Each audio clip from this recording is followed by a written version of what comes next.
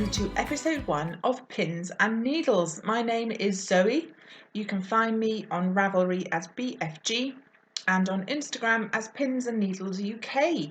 Thank you for taking a chance with me and some of your spare time. I've enjoyed watching other people's blogs for months now, and I thought I'd give it a go myself.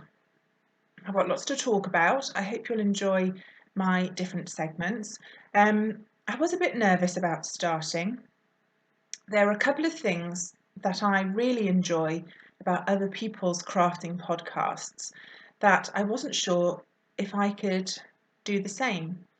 For example, everybody drinks a lot of tea. Tea seems to fuel the crafting world. Now, I'm British, I do love a cup of tea, but I'm not a fan of the very fancy teas that a lot of other people drink. They always sound so gorgeous, mango and ginger, and it all just tastes a bit like twigs to me. I have my tea with me today in my purple spotty cup, but it's Yorkshire tea. I drink very normal tea. I hope that's okay. The other knitting podcast, crafting podcast essential seems to be a cute lap-sized dog.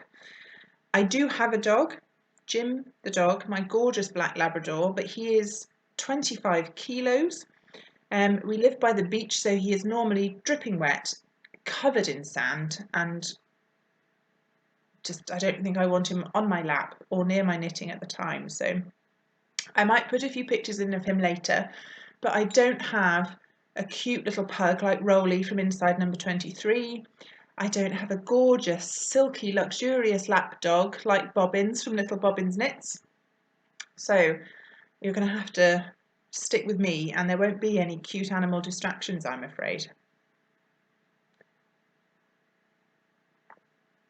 I wanted to jump straight into my first section, which is pins, my sewing section. I'm a fairly new sewer. I've been sewing probably for 1 or 2 years, but only recently got into actually making clothes. I got into sewing for the same reason as I did knitting. I'm very tall, I'm 6'1", so I find it very hard to find clothes that fit. I know nobody seems to be able to find clothes that fit in shops, but being 6'1", and I do a lot of weightlifting, so I've got quite broad shoulders, all of that does make it very difficult to find things that are long enough. I find that the waist on dresses seems to come around my rib cage, the hips end up around my waist, so I have these random pouchy little bits of fabric. So I thought if I've got to spend time and money on clothes, I'd rather spend that time and money on fabric, yarn and materials and patterns and enjoy making them instead. Now, I have one finished sewing object to show you. It's a bit of a cheat because I finished it about 3 weeks ago. I was going away for the weekend with my friend Jenny. Jenny is Owl About Yarn on Ravelry, Instagram, Facebook and Etsy, and she is a wonderful indie dyer. She's been a member of my Cardiff Stitch and Bitch night for years. That's how we met. And she had a stand in Wonderwool, which is the Welsh knitting fibery show in Builth Wells.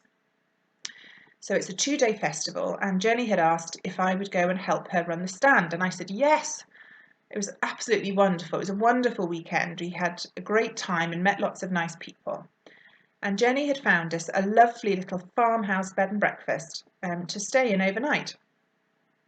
So I was thinking about what to pack, plan my knitting, obviously the most important thing. I was thinking about snacks and a thermos for tea. And then I had a look at my pyjamas, and they were horrible, ratty, out of shape, older than my eldest son, who was just turned 12.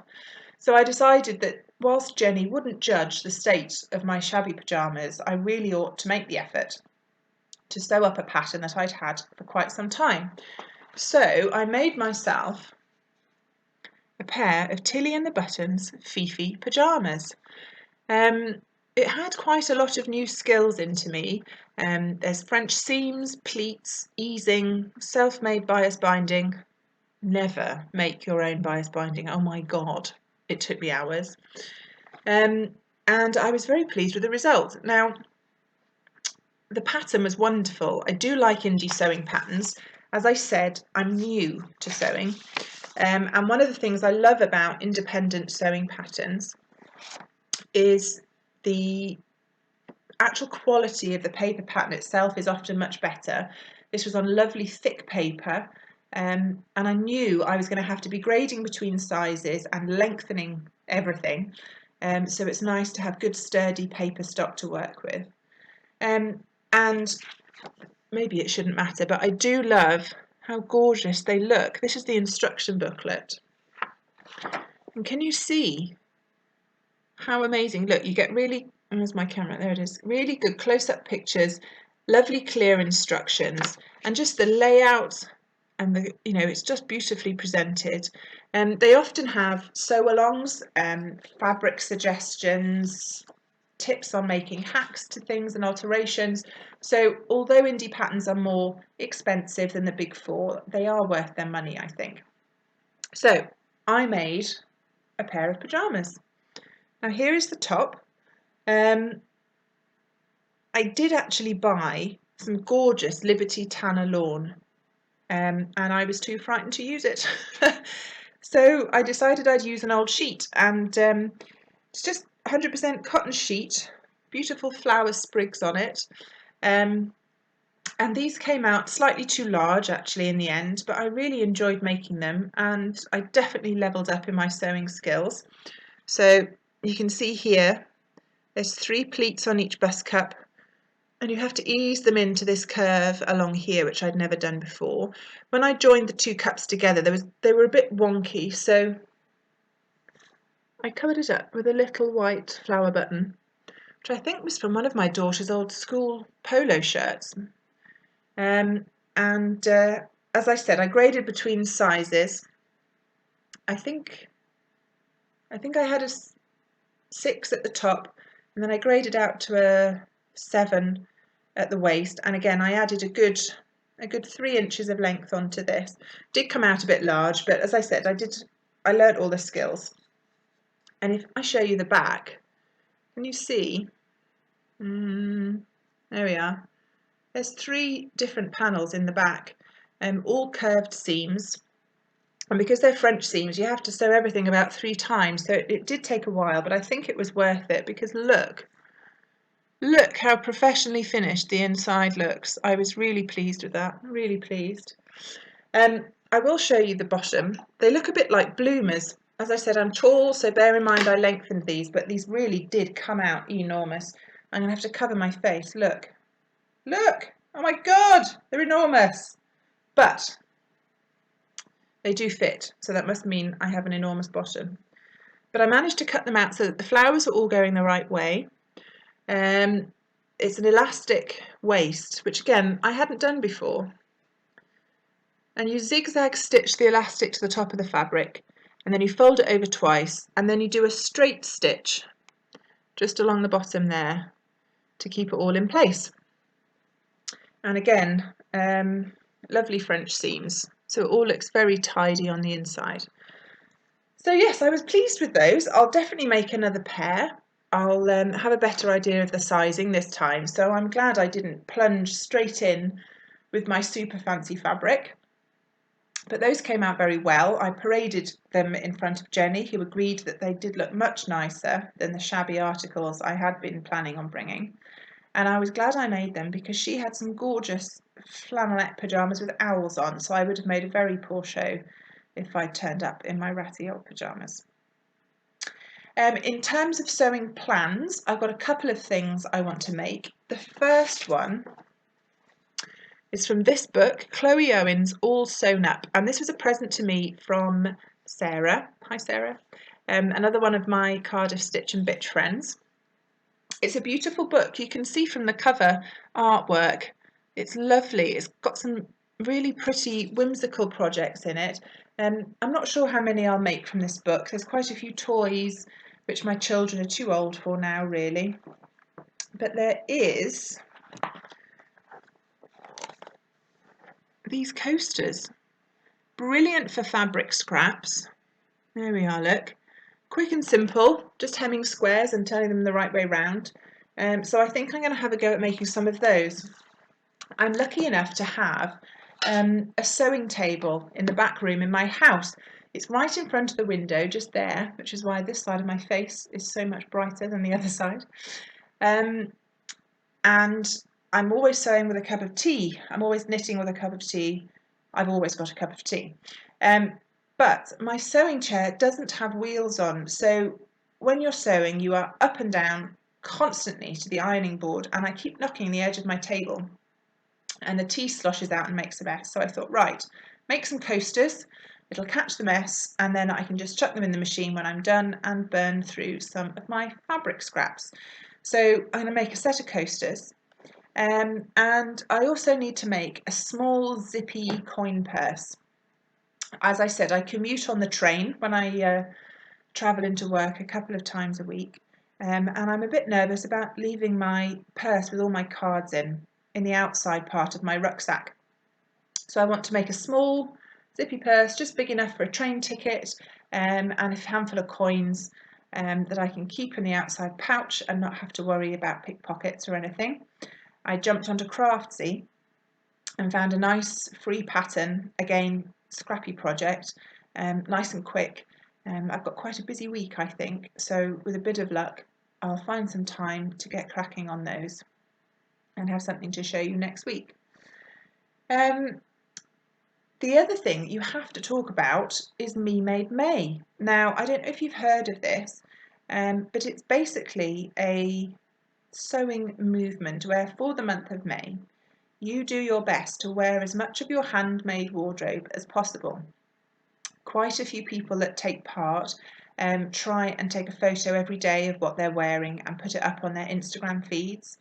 So there are some lovely pictures there. If you search the hashtag #MeMadeMay, my sewing queue has exploded just in the last 9 days. And it's a fantastic way to make the most of what you've got, to identify where the gaps are in your wardrobe. A lot of people say, oh, I've got to sew more basics. You know, I sew party dresses and I sew work clothes, but what I actually need is some jeans or some V-neck t-shirts or just a nice light jacket. So it's an interesting process. I can't really take part this month because in terms of finished sewn clothing items, I have the pyjamas I just showed you and a dressing gown. I sewed myself a gorgeous Arctic fleece, polar fleece dressing gown in purple with sheep on it. I live in a very drafty Victorian house and it gets very cold, so I made an enormous dressing gown. But obviously, unless I'm going to a slumber party, there's a limit to how much I can wear those things out of the house. So I've got lots of other projects I want to make for, I quite fancy the basics, some summer tops, some shorts, things like that. Again, being tall, it's hard to find things that are long enough, so that's what I'm getting out of Me Made May, an exploding queue of things to sew and some wonderful fabric suggestions. So I think that's it for sewing. On to needles, my knitting section. I do have a couple of finished objects to show you. Again, a bit like the pyjamas, I've cheated a little bit just because I wanted to have something to show you guys on my first episode.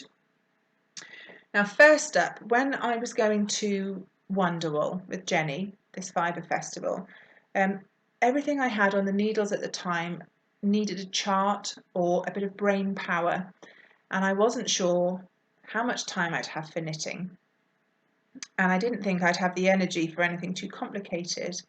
But I wanted something that I could knit while I was on the stand, and we were going to Flock, which is the knit night gathering on the Saturday night. And I knew I was going to meet a friend of mine there. Hi, Hannah. And I knew I'd want to do some chatting, so I needed a simple pattern. So I made a Sockhead hat. This is a free pattern on Rav, Sockhead by Kelly McClure. And I made this out of Jenny's Owl About BFL yarn, and the colour is Witching Hour. And as you can see, it's a gorgeous tonal inky purple colour. It used less than half a ball, so I've got about 52 grams left, and I think I need fingerless mitts. I don't want plain stocking stitch. I'll have to have a think about a pattern. But you've got 4 inches of 2x2 rib, a plain stocking stitch top section, and then if you can see the lovely, oh, it doesn't quite show up, the spiralling decreases here are just gorgeous. So I took this with me. I did the majority of it at the show and in the sort of the drive up. It was a good 2.5 hours in the car. And I live on the coast in South Wales, so it's very, very windy. And I just wanted something light to cover my ears. Ever since I had my hair cut this short, I've had very cold neck and cold ears, so this was perfect. I'll pop it on for you. There we are. So it's a nice snug fit. I haven't blocked it yet. It might relax a little. I wouldn't mind a little more length. And can you see just a little bit of slouch at the back here? Or you could, if you wanted, double the brim up to have double thickness over your ears. So I was very pleased with that. Yeah, I love that. And as I said, plenty of leftovers for some matching mitts. So that's my first finished object. Next up is my Thermis cowl. Now the colour's not great on this. It's a gorgeous sapphire blue colour. The pattern is Thermis, like I said. It's a free pattern on Ravelry by Kris Knits. That's Kris with a K, Kris Knits. It's written for worsted, but I did this in a DK weight. Again, Jenny from Owl About Yarn was trying a new supplier. So she dyed me a skein of blue DK yarn and asked if I'd give it a go, knit it up and let her know what I think. Well, I love it. BFL, nice and squishy, smells really good. And I had the perfect buttons in my stash. And you see those, they match beautifully. My great aunt, who unfortunately I never met, passed away a couple of years ago, and she was obviously nuts about knitting and sewing as well. So I was lucky enough to inherit all sorts of interesting bits and pieces from her, loads of buttons, some yarn, and a tracing wheel, and these buttons were part of her old stash. So I love that I get to use some of those things. I hope she'd like that they got passed on to someone who enjoys them. And this is knit in the round until you get to the start of the placket here, and then you knit back and 4. And this isn't just for show, this is a proper buttoned placket, and it's quite a short pattern. You could make it longer if you want, so it just tucks into the top, and if it's cold you can do the buttons up like that, or you can just have it hanging open if you need a bit more ventilation. So again, that was a lovely quick knit, nice and squishy. I'm going to get lots of wear out of that, I think, when it cools down again. So that was a really enjoyable knit.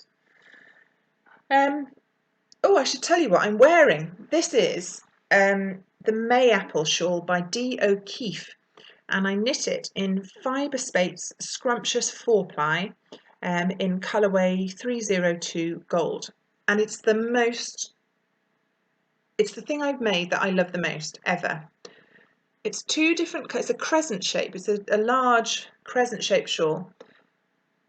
This beautiful lacy pattern here, and then an eyelet pattern here. And then you do a sideways knitted on border with these beautiful eyelets and points down the edge. And I absolutely love it. Like I said, I'm 6'1". There's a lot of me. So one skein shawl projects, whilst there are a lot of beautiful ones, they don't go anywhere near me. I need more coverage. So this is a good, I think I used 1.5 skeins, and it keeps me nice and warm. As I said, I have a drafty house and a cold neck now that my hair is all gone. So this is my go-to squishy shawl, and I love it.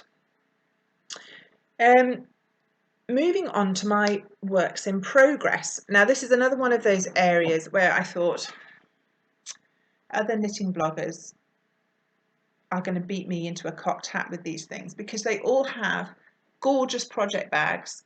If you look at Danny from Little Bobbin's Knits, she sews the most beautiful whimsical applique things with nice zips and pom-poms. There's Mrs. Brown's bags. I mean, who doesn't want a Mrs. Brown's bags? I've not long found the Grocery Girls podcast. I'm on about episode 4 or 5. And I've just seen the one where she took a photograph of some Malabrigo Rios that she'd knitted up into big squares. And she'd taken a photograph and she'd had it printed onto fabric, which she then made it into project bags. And I nearly died. Obviously, they're on episode about 13 now, so these bags she made have long since gone, but I was so jealous. And this, don't laugh, this is my project bag. There you are. It was my first ever attempt at a box bag, and as you can see, it's a little bit sad looking, but I did put a zip in it. I don't particularly like the fabric, but as I said, it's for my commuting knitting, so I wanted something that I didn't really mind if I dropped it on the floor or somebody sloshed coffee on it.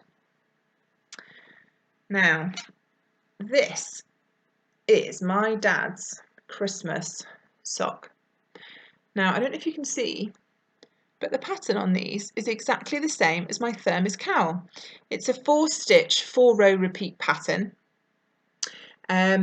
And it's just interesting enough to keep you going, but not too complicated. I don't want to be juggling charts or row counters or anything on the train. And it's a top-down sock, 2x2 rib, and then into the Thermis pattern. And I'm doing a heel flap and gusset because that's my go-to.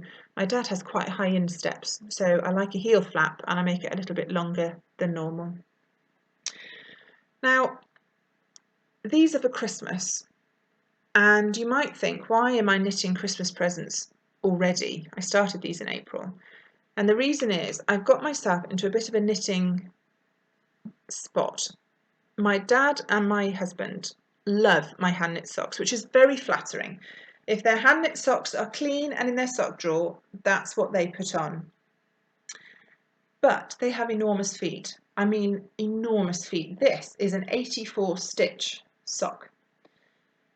And I knit quite tightly, so it's 2.25mm needles, my carbons. I love these. I'm a tight knitter, and if I use wood needles at this small size, I snap them, and if I use metal, I bend them. So I need these carbons. I can feel the join a tiny bit, but it's not enough to bother me. Anyway, Dad and Dave, my husband, have huge feet. So normally, you do the leg, you get the fun bit with the heel flap and turn, and then by the time you finish the gusset decreases, you're nearly done. You think, I'll just cruise down the foot, interesting toe, kitchen at the end, done. No. I have to knit the foot of these to 9 3/4 inches before I can think about starting the toe. It takes forever. So the foot actually ends up significantly longer than the leg, and they like a longer leg, so this leg is 7 inches. 7 inches. So that's why I start so early, because I have to knit 2 pairs of monster man socks. And you can't knit them in jazzy colours because men in my life don't want jazzy colours, they want really dull colours. So it is a labour of love. But I do feel lucky to have people who appreciate my hand knit, so maybe I shouldn't complain. The yarn I'm knitting is, let me find the label for you. Where's the label? Here it is. Here we are. You can find it on the Ravelry yarn database. It's Zettle Valbella sock yarn. It's quite a light 3-ply, and I bought it years ago when I was quite a new knitter from Lidl.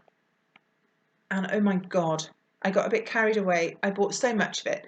It comes in 50-gram balls, and you had 4 balls in a pack. I bought a pack of brown, green, blue, and cream, a variegated blue, a variegated brown, and a variegated green.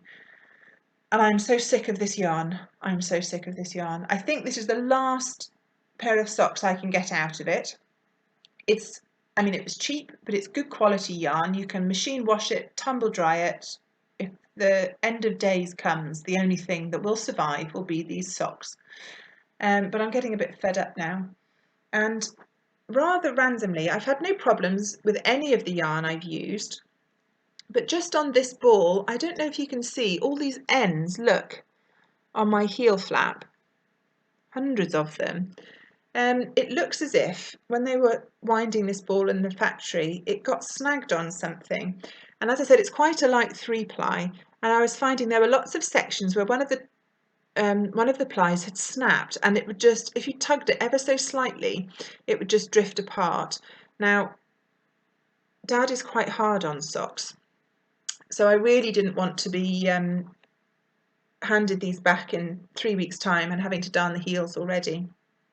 So I had to waste two huge clumps of yarn like this to get rid of the dangerous bits. And now I don't know if I'll have enough left.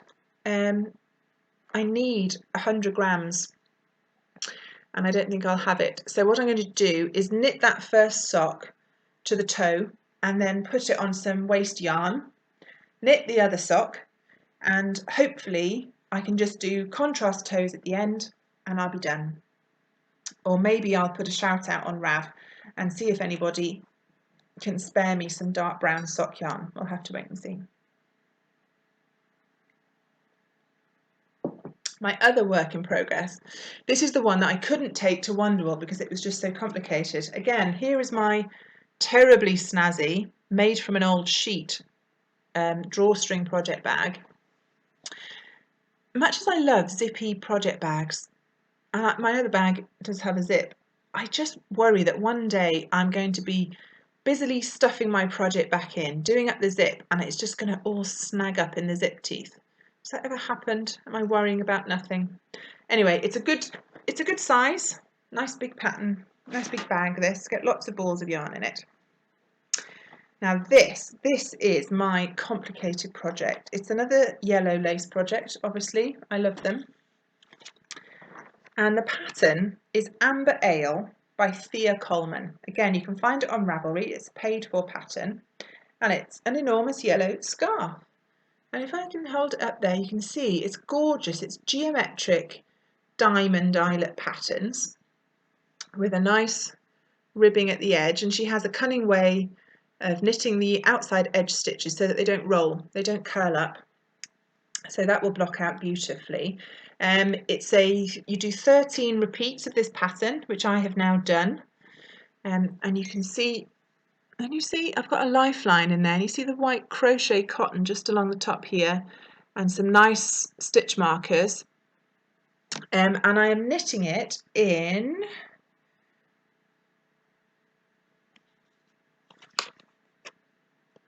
and you see that, you can't see that because of the camera, it's Wollmeise yarn. Look at that gorgeousness. It's pure wool yarn, DK, in the colourway Good Morning, and it's gorgeous. It's a really deep, it's coming out a bit of a primary crayon yellow there, but it's actually a gorgeous burnt yellow, nearly orange tone. I think it's a 4-ply, and as you can see, it knits up beautifully. Really nice stitch definition, just what you want for fancy lace. And both the pattern, Amber Ale, and the yarn were sent to me by one of my Ravelry friends, Claire. Hi, Claire. So I really enjoy knitting on this because it was an absolute gift. I'm very nearly done. I finished all the repeats and I've got to do the last chart, which is just this last half a diamond and then some more ribbing at the top. And then I'll be done. So hopefully next time I see you, this will be a finished object.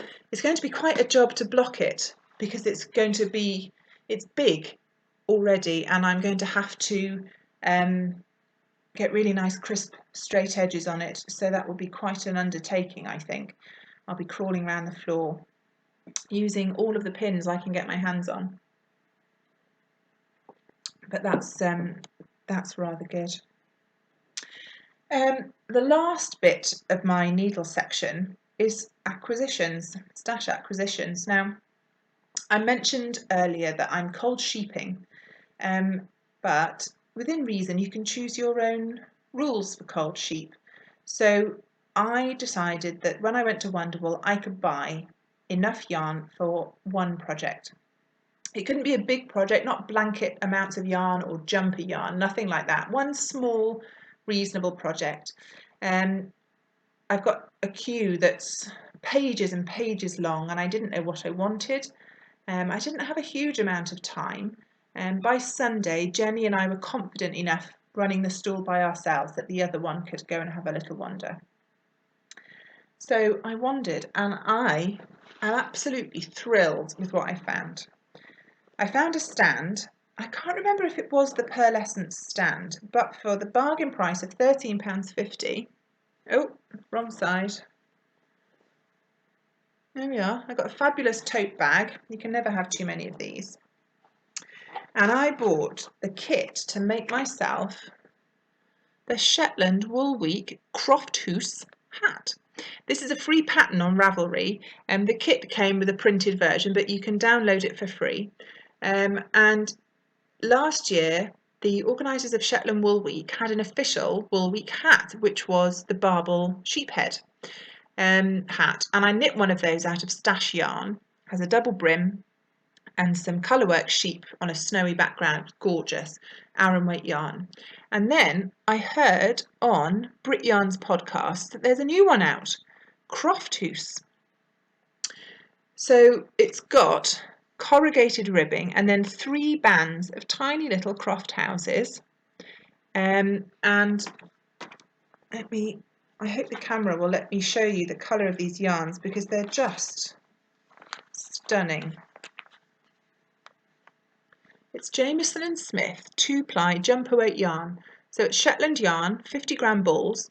The shades have only got numbers. They're not very inspiring names. This brown one at the top is shade FC58 Mix. Very inspiring. So I'll put a note in the comments at the bottom what the actual shades are. It's the same shades as recommended in the pattern, but can you see? I don't think you can quite see, but if you have a really close look at the green and the brown, there's so many different colours in that yarn. This brown has got gold and blue and reds, as well as the brown, almost orange gold colours in there. There we are, look, Jamieson Smith 2-ply jumper weight, absolutely stunning. So I was really pleased. Sorry, it's 25-gram balls, not 50. 25 grams. So I was thrilled. My mad dash got me a gorgeous project to start. Obviously, big hat fan, no hair anymore, so I need hats. And it doesn't give, when I check the pattern for the yarn amounts, it says that you need one ball of each colour, but I'm sure you won't need all of the yarn just for the hat. So I think I'm going to make myself some matching fingerless mitts. I'm going to knit it almost exactly as the pattern says. Can you see I've got 1 band of houses that are brown and blue, and I've got 2 bands that are green and blue, and I want 2 of these and just 1 of those, and I might put a pom-pom on the top. I think when in doubt, add a pom-pom. So I'm looking forward to casting that on. That might be my new complicated knit. Once I've finished my yellow lace amber ale, that might be my my next project. So that was my cold sheep exemption. I paid for that myself. It was an absolute bargain. I'm thrilled. But that probably will be my last purchase for this year. In January, I did my annual stash toss. I got all my yarn out. I put it on my bed, and I thought about the projects I wanted to make this year. And I made a separate tab in my queue on Rav for 2016. And I made sure I had all the yarn I needed, so I don't need any more yarn this year. That was my one treat. I do have one other stash acquisition, and this was a gift, so it's not breaking my cold sheep. My sheep are still frosty. And this is Travelknitter. Now, I mentioned before that I've got some really good friends that I met on Ravelry. And we met up in Bath at the end of last year. We had a fantastic day out, ate cake, bought yarn, it was fabulous. And a couple of those ladies got to go to the Edinburgh Yarn Festival. I was so jealous. I couldn't make it, unfortunately. I have 3 children and a husband, and we are self-employed. We run our own business, so there was no way I could sneak off for a weekend of knitting, and I was very sad. I want to go. It sounds like a fantastic event, and I would have loved to spend the day with my friends.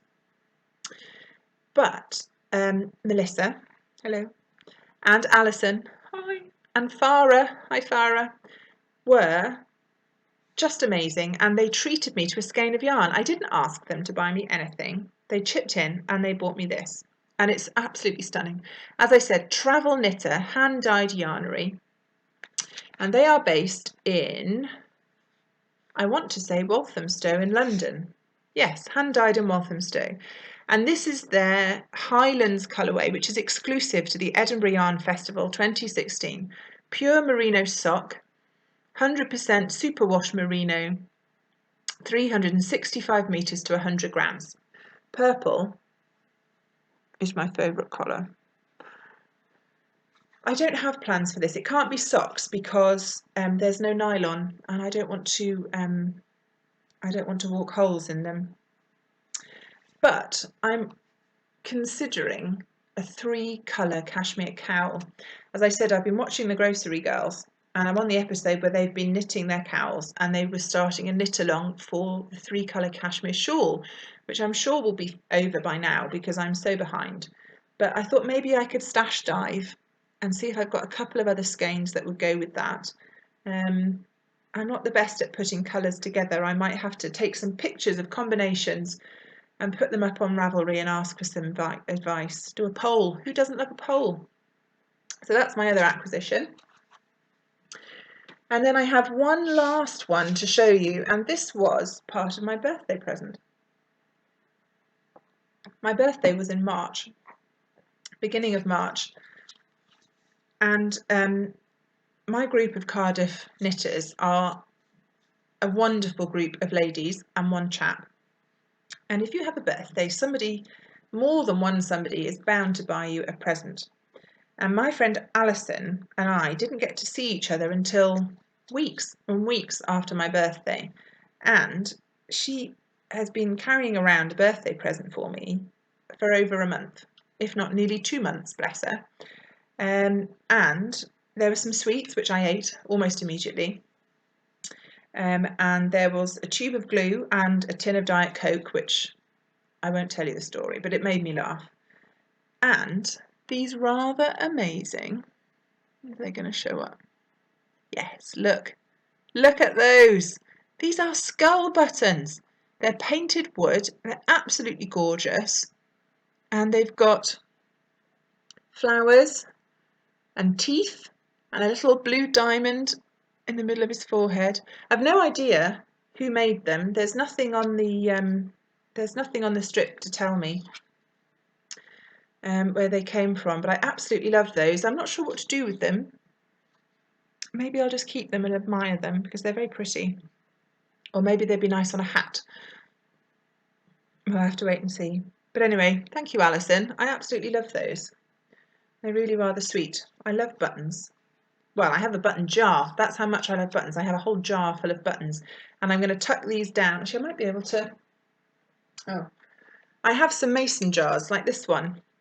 And I have one that's full of buttons. And I'm going to tuck this down the inside, close to the glass, so I can still see them. I use these mason jars to display some of my most favourite yarn. And this, again, I promise I'm not being paid to say this, but this is some more Owl About yarn, and she custom dyed it for me, and it's sock yarn, and it's rainbow and grey. The colours aren't coming out well, but it's stunning. These are going to be socks, but not yet, because it's too beautiful to knit just yet. So I'm going to poke it in my jar so I can see it, and no moths are going to get it. And I keep it on my mantelpiece in the dining room, up here, look, along with my Swift and some of my scraps. And one day I will knit with it, but not yet. Not yet, it's too precious. Well, I think that's all the things I wanted to talk about for my first episode. Thank you for sticking with me to the end if you managed it. As I said, I will try and put pattern notes and yarn listings and things in the comments section on YouTube. and come find me on Ravelry. We could be friends. I'm BFG on Ravelry, and I'm on Instagram as Pins and Needles UK.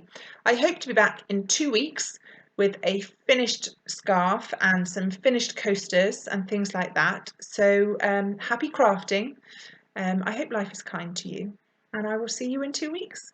Okay, bye.